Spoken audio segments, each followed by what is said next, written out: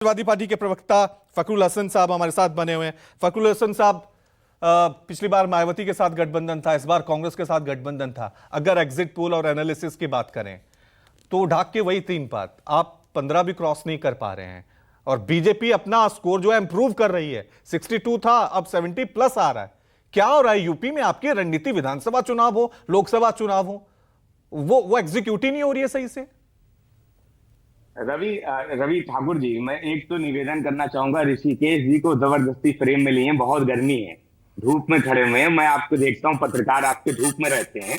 अच्छा कि अगर बेवजह के लिए उनको फ्रेम से हटा ले, बहुत धूप है, बहुत गर्मी, मैं देख रहा हूँ, परेशान है। मैं अपनी बात कह देता हूँ। देखिए, ये सरकारी आंकड़े हैं, सरकारी आंकड़ों पे हमें अरे फखरुल साहब, ये न्यूज 24 के रिपोर्ट हैं। धूप हो, बर्फ हो, कहीं भी हो, ये 24 घंटे डटे रहते हैं। आपने देखा होगा, ये डरते नहीं है धूप से।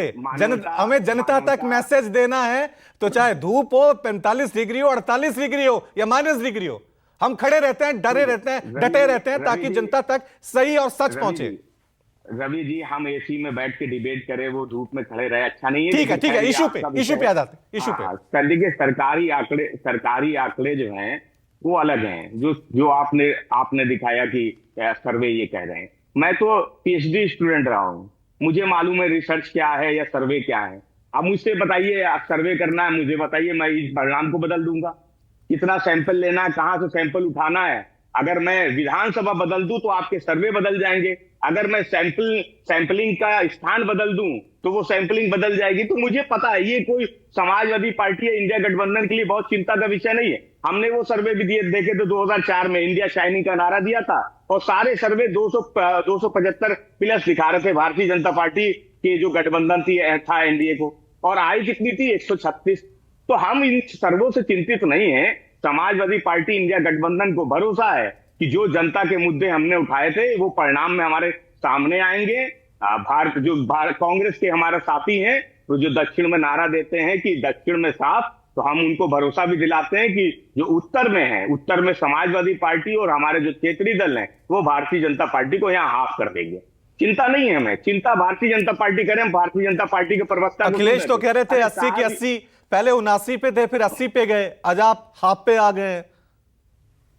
नहीं, देखिए, मैं तो बार बार इस बात को कह रहा हूं कि 2004 में समाजवादी पार्टी ने 39 सीटें जीती थी। समाजवादी पार्टी ने जो सर्वे किया है, रवि जी, जो समाजवादी पार्टी ने एजेंसी से सर्वे कराया, हमें तो 50 प्लस सीटें मिल रही है। हमें तो भरोसा है जनता पे कि जनता के बीच में गए थे, जनता से हमने जो अपने वादे किए, जो काम के दम पे जो उनके मुद्दे उठाए थे, उन पे जनता ने हमें वोट दिया है। तो हम चिंता नहीं कर रहे हैं, हमारे माथे पे चिंता की लहर यकीन नहीं है। आपके सर्वे के रिजल्ट तो शाम को 6:30 के बाद आए। हमारे नेता आदरणीय अखिलेश यादव जी ने तो सुबह 10 बजे ही अपने कार्यकर्ताओं से, नेताओं से कर दिया था कि एग्जिट पोल को नहीं देखना है, उन पे ध्यान नहीं देना है। तो हमें उसकी चिंता नहीं है। 4 जून को जब जनता के आंकड़े सामने आएंगे, जनता के सर्वे आएंगे, तो ये परिणाम उसी तरीके के होंगे जैसे 2004 में भारतीय जनता पार्टी को बहुमत की सरकार दिखाई जा रही थी और भारतीय जनता पार्टी वो आधी सीट भी नहीं जीत पाई थी। ठीक है।